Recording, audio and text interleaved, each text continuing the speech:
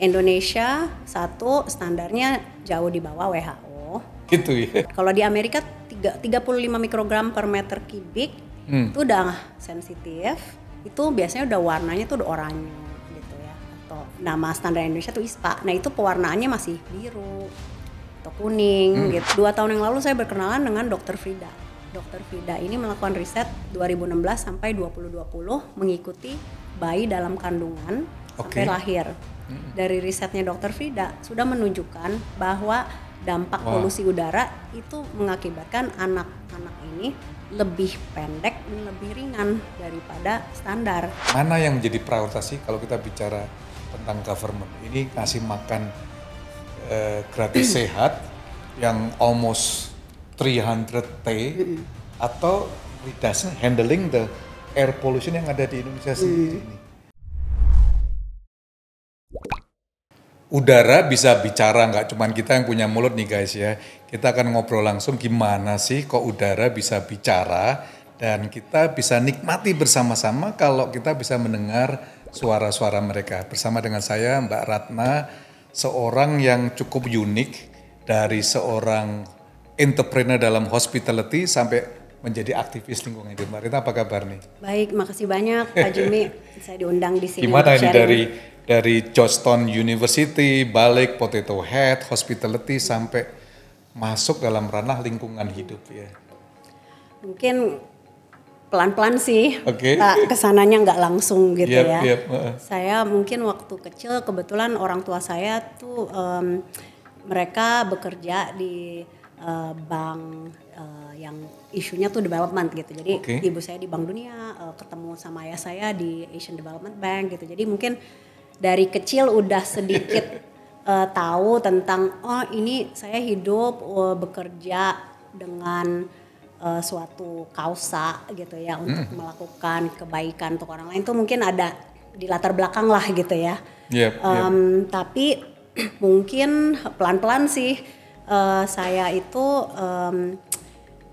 waktu saya umur 15 tahun saya memang dari dulu hidup di Indonesia, sekolah di Indonesia, tapi saya beruntung saya sempat pergi ke Amerika untuk belajar. Sebelum saya jalan, saya tuh somehow tuh melihat, nih kok sampah banyak banget ya, sampai kayak gunung gitu. Tapi udah gitu saya emang pas ngeh itu tuh udah mau pulang, mau balik, mau pergi untuk ke Amerika untuk belajar. Nah, lalu pas balik ke Indonesia, 15 tahun kemudian tuh saya baru diingatkan lagi, oh my goodness selama ini kok di sini belum ada. Iya, nah itu aku jadi mulai gatel. Tapi memang waktu di Amerika lama tidak ada hubungan dengan hal-hal environment sebenarnya, cuman mulai belajar lah gitu, mulai didekatkan dengan isu-isu ini tuh lewat sekolah, lewat riset. Waktu itu saya lagi mau apply ke sekolah S2, kebetulan S2 saya tuh fokus hospitality, terus somehow saya ketemu sama suatu resort ini dia tuh melakukan hal-hal yang baik bagi lingkungan, bercocok tanam, terus namanya Damai Resort di Bali dulu. Saya nggak tahu ini masih ada atau enggak, tapi pernah saya Google terus saya nemu, teman saya menginspirasi saya gitu. Jadi saya tuh ingin banget bisa seperti itu. Nah tapi kan lama nih di Amerika, terus belum kesampaian, tapi sambil saya belajar gitu. Ada kelas-kelas tentang sustainability di hospitality dan lain-lain. Pas saya di Indonesia tiba-tiba inget tuh yang isu sampah, ternyata belum ada yang melakukan apa-apa di sini. Akhirnya saya jadi gatel pengen mencari, kalau saya mau recycling gimana gitu kan. Lama-lama akhirnya saya bisa ketemu sama seorang pembicara yang waktu itu sempat di sini juga, Pak Jimmy, itu Mas Sano di Waste for Change. Nah, saya jadi banyak belajar isu sampah dari dia, terus mencoba menerapkan di Potato Head gitu. Jadi sorry ya lama gitu nih ceritanya, belum nyampe nih ke udara nih.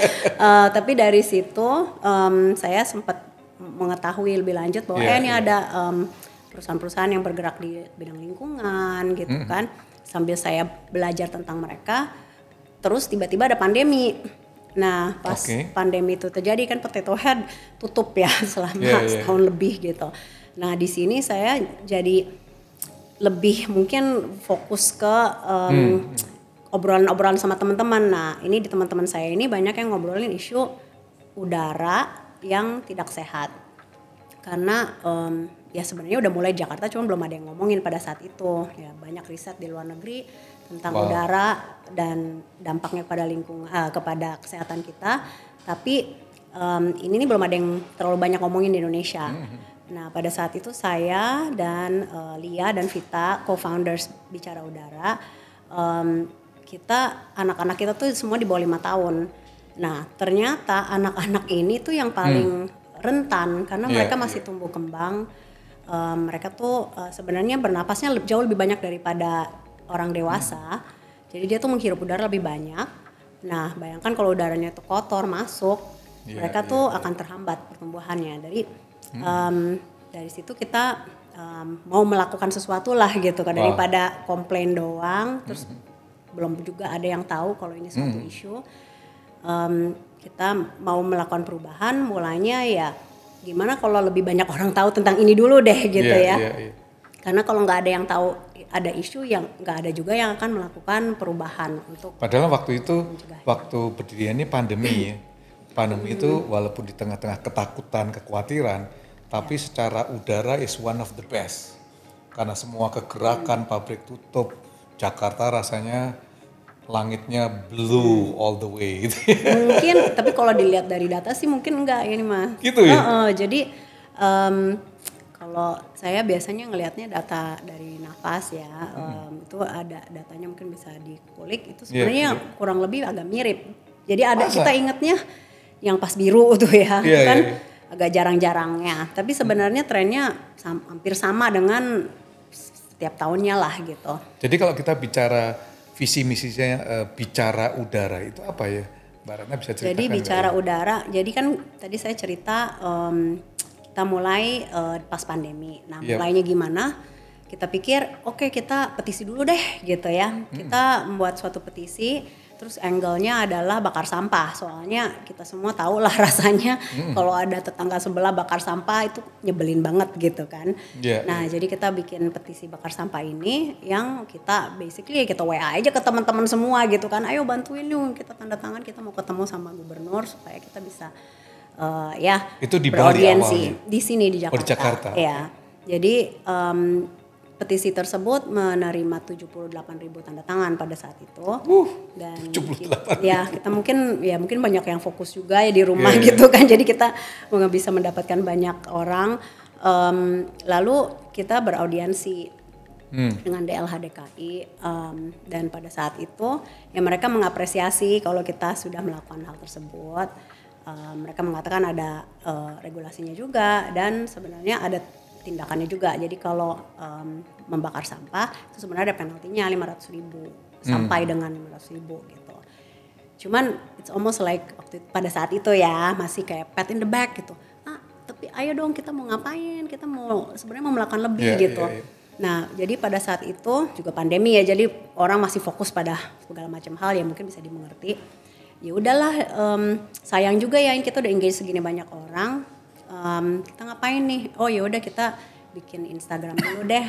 Terus karena kita semua juga sebenarnya orang awam dan nggak mengerti tentang udara sebenarnya, kita kenalan dulu deh. Kita kenalan dengan orang lain yang lebih mengerti. Terus kita seperti Pak Jimmy memberikan suatu platform lah in a way, walaupun kita juga waktu itu belum ada pengikutnya, tapi paling nggak kita mari kita adakan webinar dan lain-lain supaya sambil kitanya belajar dan audiens juga belajar tentang udara. Jadi kurang lebih Mbak Ratna udah 3 tahun lah ini ya bicara udara. 4 tahun petisinya mulai dari Agustus 2020. Jadi kalau program utama daripada bicara udara sendiri apa kurang lebih? Jadi kita public education dan sekarang advokasi. Lewat social media? Lewat social media, atau training, aktivitas. seminar, webinar. Jadi kita itu awal mulanya kan biar orang tahu dulu gitu kan. Sekarang begitu kita udah ada akses ke pemerintah, kita juga melakukan advokasi. Tapi of course orang ini banyak dan perlu banyak orang untuk terus tahu isu-isunya. Jadi kita terus melakukan edukasi. Edukasi, terus apa lagi? Jadi kita untuk edukasi kita kalau sekarang udah diprogramin, dulu kan kita coba-coba kita ada program duta ambassador. Jadi namanya Biru Voices. Biru Voices. Yes. Jadi Biru Voices ini 2 tahun pertama kita ke university students, tapi tahun terakhir sama tahun ini kita fokusnya ke parents. Jadi ibu dan ayah yang care tentang udara dan mau menyuarakannya gitu. Jadi kita bikin recruiting dan kita memberikan bootcamp supaya mereka jadi tangan dan kaki kita. Jadi bukan hanya saya Vita Mali aja nih yang ngomong, makin banyak lagi yang rame bantuin kita. Lalu kita juga ada namanya Biru School Alliance. Nah, ini adalah suatu program di mana kita pergi ke sekolah-sekolah untuk memberikan edukasi kepada anak-anak kita, guru-guru dan administrator sekolah tentang bahaya polusi udara, bagaimana kita bisa memperbaikinya gitu kan. Jadi itu programnya untuk segala umur lah. Jadi kalau untuk anak kecil kita ada kartun, terus kita ada buku anak gitu, kita bisa melakukan read alouds gitu. Tapi kalau untuk anak middle school SMP SMA kita melakukan lebih kayak project ya kan, lebih kayak semacam scientific eksperimen dan lain-lain. Jadi tergantung kurikulum sekolahnya mau seperti apa, kita bisa menyesuaikan lah. Jadi langkah-langkah kalau bicara edukasi, lalu Blue Voices tadi ya, ini kan big journey ya, Baratna ya. Lihat dengan kalau kita bicara Jakarta aja paling nggak 10 juta orang. Ada bahkan ada statistik mengatakan bahwa Indonesia kehilangan harapannya 2,5 tahun oleh karena isu-isu polusi udara sendiri. Ya. Jadi kalau kita bicara udara berbicara, langkah-langkah apa sih yang secara konkret itu bisa dilakukan? Kalau untuk individu, terus ada juga untuk pemerintah nih. Jadi tadi saya sempat baru berbicara soal public education-nya. Sekarang kita udah mendapatkan atensi lah dari beberapa pihak di pemerintahan. Mungkin nanti saya bisa bicara sedikit tentang itu. Kalau individu, ini dia kenapa nanti pentingnya advokasi. Karena nggak semua orang beruntung di mana kita punya ruangan tertutup yang bisa kita taruh purifier gitu kan.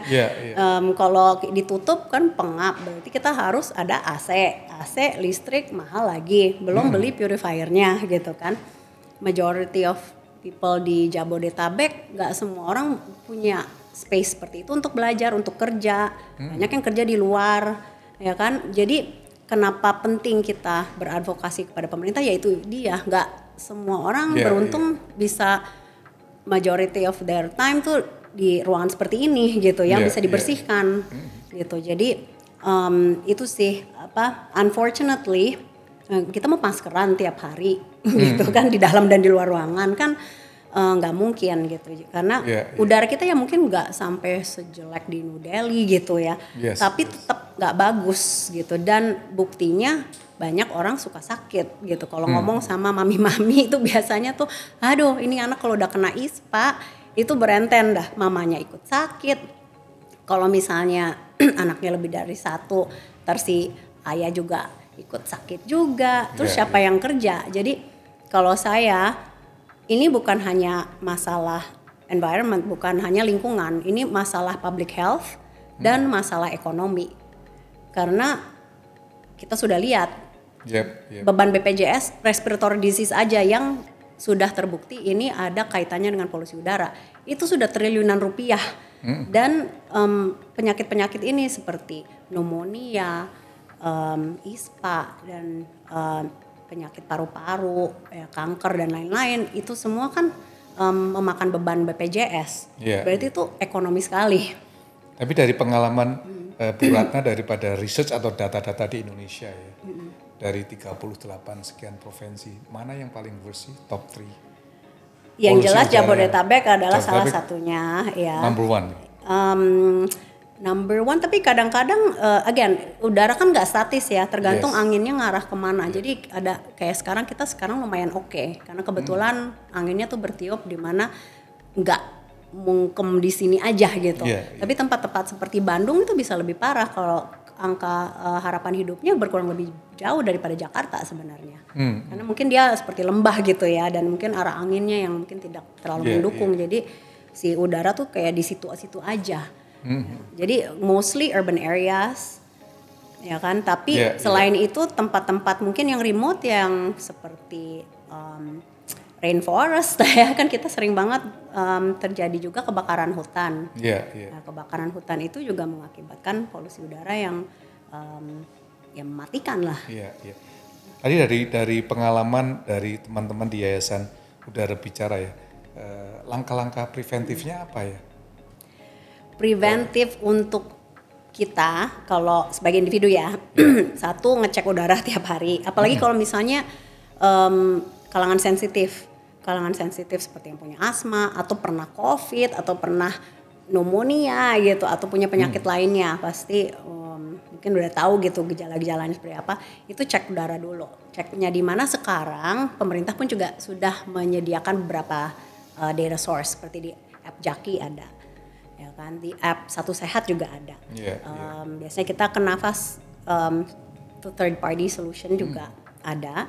Tapi yang mungkin perlu perbaikan dari pemerintah kita adalah sebagai individu itu kan kita ngelihat warna biasanya. Kalau Indonesia tuh punya standar sendiri. Indonesia satu standarnya jauh di bawah WHO. Kalau gitu ya, tapi oke deh, it is what it is gitu ya. Tapi yang untuk sebagai individu, pewarnaan ini yang mungkin agak sulit. Karena kalau di Indonesia mungkin angka yang untuk kalangan sensitif, yang mestinya kalau di Amerika 35 mikrogram per meter kubik itu udah sensitif. Itu biasanya udah warnanya tuh udah oranye gitu ya. Atau 55 itu udah merah. Nah di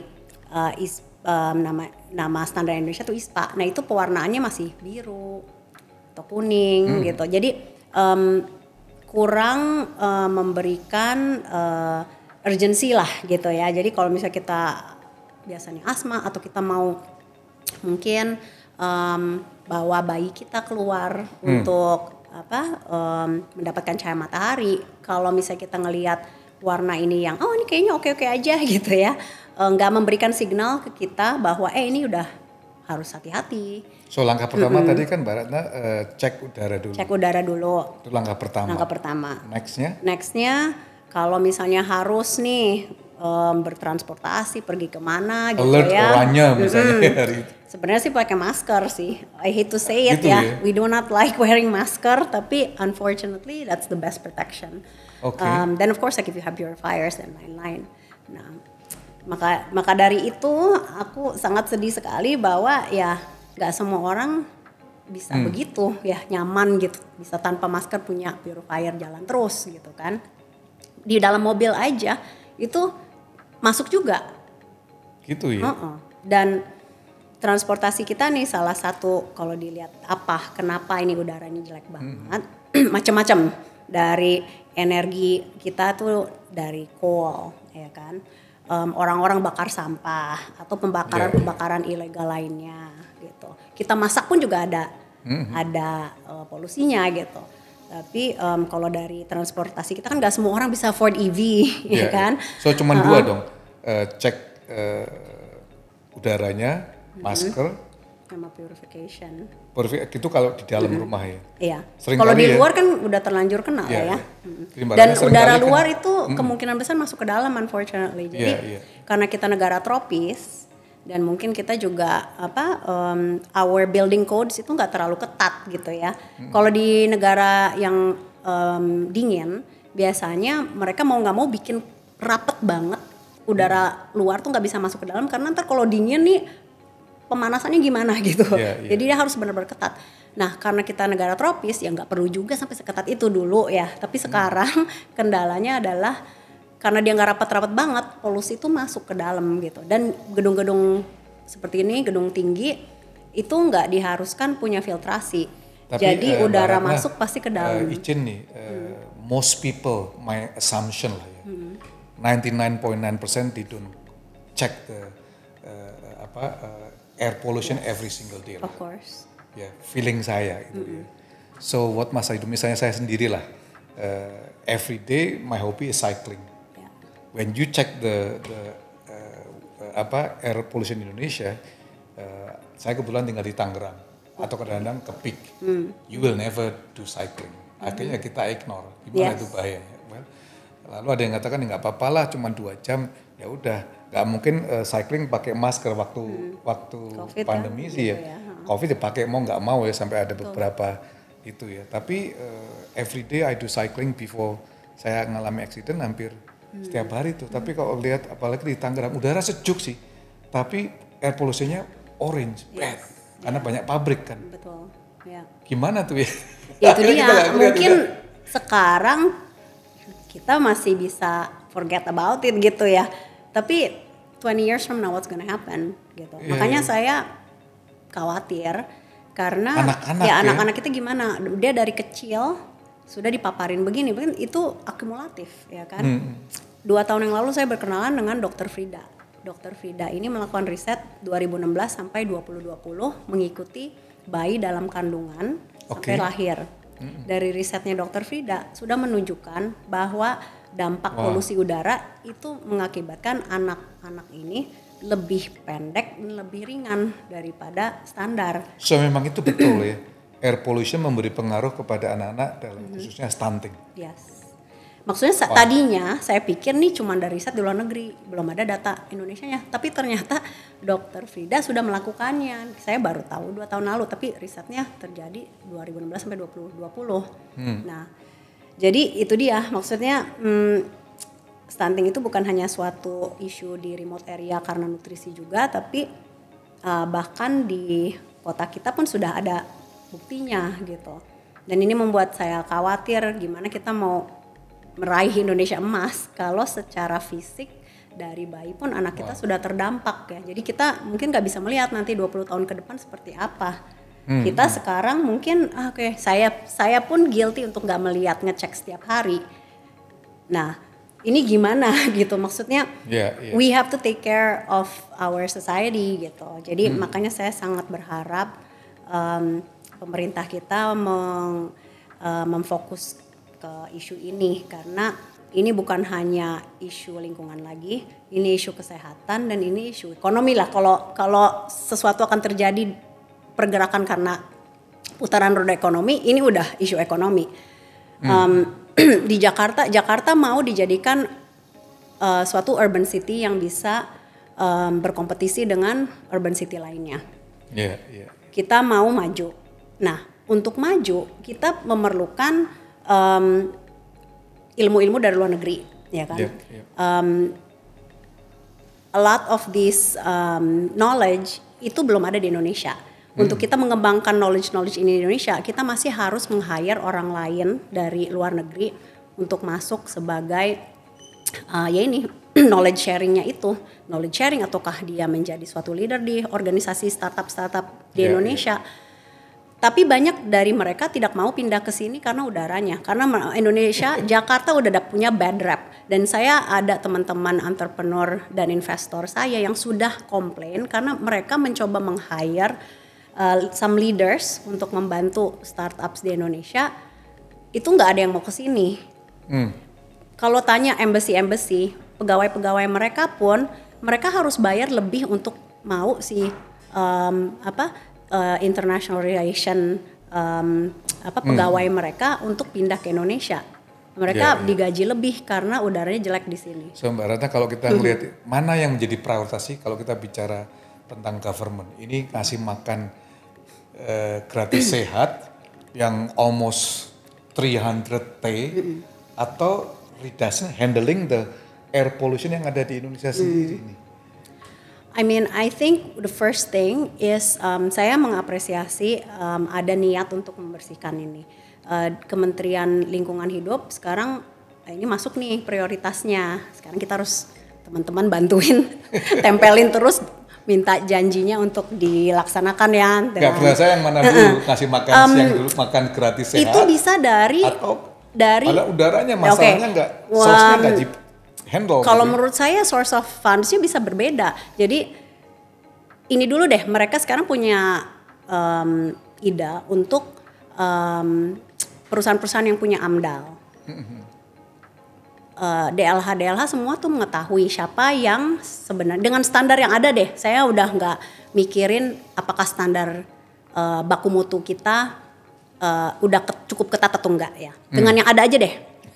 Dengan yang ada, mereka udah tahu perusahaan mana yang berpolusi dan mana yang tidak. At least dengan mereka ngecek ya, dengan sistem pengecekan yang ada sekarang. Itu sekarang mereka mau menerapkan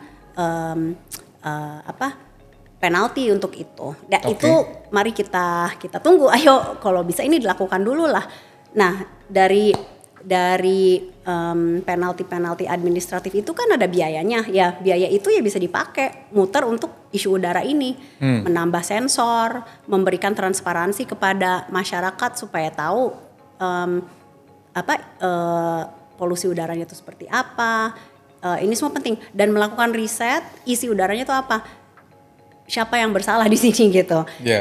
Kalau di negara-negara lain yang sudah maju sekali, mereka tuh bisa tahu real time, kayak di Qatar mereka tahu real time ini isinya apa dan siapa yang bersalah within minutes gitu. Kita belum sampai situ. Sekarang yang sudah melakukan emissions inventory baru Jakarta proper. Of course kalau di Jakarta proper sourcesnya apa? Majority transportation. Nah ini perlu dilakukan di Jabodetabek riset ini supaya kita tahu. Karena ada contoh Mexico City 25 tahun yang lalu mereka nomor 1 di dunia pada saat itu datanya.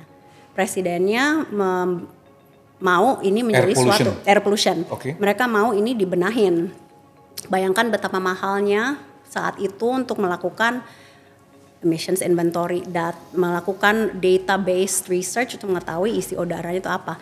Tapi mereka pelan-pelan melakukan hal itu, dan sekarang ada timeline-nya tuh saya pernah melihat presentasi tentang ini. Mereka melakukan begitu mereka tahu isunya ada di mana, siapa yang melakukan polusi, itu mereka memberikan kebijakan-kebijakan baru, dan dengan kebijakan-kebijakan baru itu polusinya lama-lama berkurang. Gitu. Jadi sebenarnya kalau kita melakukan database kebijakan berdasarkan data itu pelan-pelan bisa dibenahin, dan ini sudah dilakukan seperti di Cina sebagai contoh yang mungkin yang paling cepat lah ya, mereka dalam 10 tahun udah diberesin gitu. Ya mungkin kita nggak bisa sampai sebegitunya, tapi bisalah kita mulai mencoba untuk mengarah ke sana. Jadi kalau kita bicara isu lingkungan hidup atau udara bersih, faktor utamanya adalah regulasi pemerintah. Yes. So dan penerapannya. Ya. Regulasinya kadang udah ada tapi tidak ada yang ya jadi polisinya lah gitu. Ya kan? Maksudnya ini bakar sampah aja masih belum jelas. Apa suggestion daripada udara bicara ini? Ya dari semua level ya, kalau misalnya central government ya mereka bisa mendorong dan mohon kerjasamanya di semua, kan kita sangat decentralized, jadi repotnya di situ. Semua pemerintah daerah, ayo monggo ini baku mutu udara kan sudah ada dan sudah tahu nih. Ini kita ngomongin perusahaan-perusahaan yang besar aja nih, ada AMDAL-nya. Belum UMKM lah, itu kan lebih susah lagi. Itu aja dulu deh, beneran dipolisiin lah gitu ya. Kalau mereka memang mengeluarkan polusi, ditindak gitu. Monggo ditindak supaya mereka mereka jerak gitu. Itu yang pertama. Kedua, hal-hal seperti pembakaran sampah, kalau di Jakarta memang sudah ada regulasinya. Saya memohon untuk tim ya gubernur kita, gimana caranya biar orang tuh jelas. Kalau kita ada bakar sampah, lapornya gimana caranya. Lalu abis itu monggo tolong ditindak secepatnya gitu. Kalau memang benar ada nih yang katanya bisa mendapatkan denda sampai 500.000 gitu. Nah sekarang itu tuh yang orang tuh masih belum tahu caranya, belum dan implementasinya itu gimana gitu. Jadi itu aja dengan regulasi yang udah ada gitu. We're not even talking about Yeah. melihat aku ini harus diperketat lagi atau enggak gitu. Jadi Mbak Ratna bisa bicara tentang regulasi. Yang kedua tentang execution of the regulasi sendiri ya. betul. Ada lagi nggak yang selama ini dari teman-teman aktivis lingkungan hidup ini yang pemerintah kita rasanya need to have a breakthrough? Kerjasama dengan private sector, Okay. karena kalau di luar negeri banyak sekali pendanaan tuh bisa datang juga dari perusahaan-perusahaan internally dalam Indonesia dan juga externally. There are funds who want to make a progress gini, tapi mereka pun merasa harus yakin dulu nih gitu, harus yakin dulu pemerintahnya ini bisa dia kerja sama, harus yakin dulu di lapangan nih investasi uang yang akan dia masuk nih aman nggak gitu kan. Jadi kayaknya sih kalau isu udara pelan-pelan nih sudah menunjukkan hal-hal seperti itu ya. Jadi saya saya mau optimis bahwa ini bisa karena dalam pemerintahan baru ini banyak sekali tanda-tanda bahwa ada keinginan untuk membersihkan. Paling nggak dengan Jakarta dan Jabodetabek dulu lah gitu. Jadi saya sih mau sangat optimis dan saya ingin sekali bekerja sama dengan ya semua pihak, government iya, commercial juga iya dan internasional juga gitu. Jadi siapapun yang ingin mengikuti perjuangan kita, ayo monggo kita kerja sama. Jadi ini cita-cita lah ya. Cita-cita. Ya. Jadi seandainya Mbak Ratna diberi kesempatan oleh pemerintah, jadi Menteri Lingkungan Hidup, apa yang harus dilakukan? Nah, saya mungkin nggak pernah nih jadi pegawai pemerintah ya, tapi sepertinya sih Kementerian Lingkungan Hidup yang sekarang memang sudah menuju ke sini ya. Jadi saya sih sangat berharap bahwa kita akan ada kemajuan di sini. Nah, mungkin yang sulitnya yaitu dia bagaimana central government dan local government ini bisa action sama-sama gitu. Karena itu disulitnya gitu. Kalau sepengertian saya sekarang ini pengetahuan baru banget nih, karena ini beneran lagi bergerak sekarang.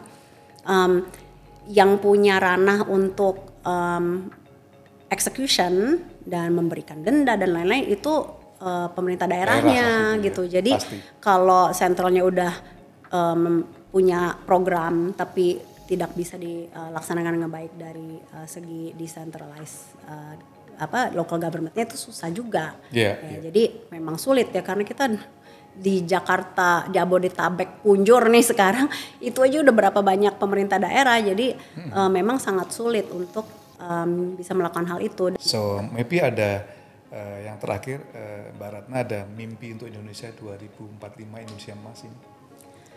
Mimpinya ya kita bisa bernafas dengan udara bersih di seluruh Indonesia, di tempat urban dan di tempat remote. Ya itu sih mimpi saya bisa seperti itu. Wow, thank you banget nih. Sukses senantiasa guys. Yuk kita jadikan Indonesia langitnya biru dimanapun, kapanpun kita melihat udara dan polusi yang semakin baik untuk kita menuju Indonesia Emas. Sebenarnya thank you banget nih untuk waktunya dan salam untuk sukses untuk udara bicara untuk teman-teman aktivis di sana semuanya. Terima kasih banyak waktunya. Makasih semua.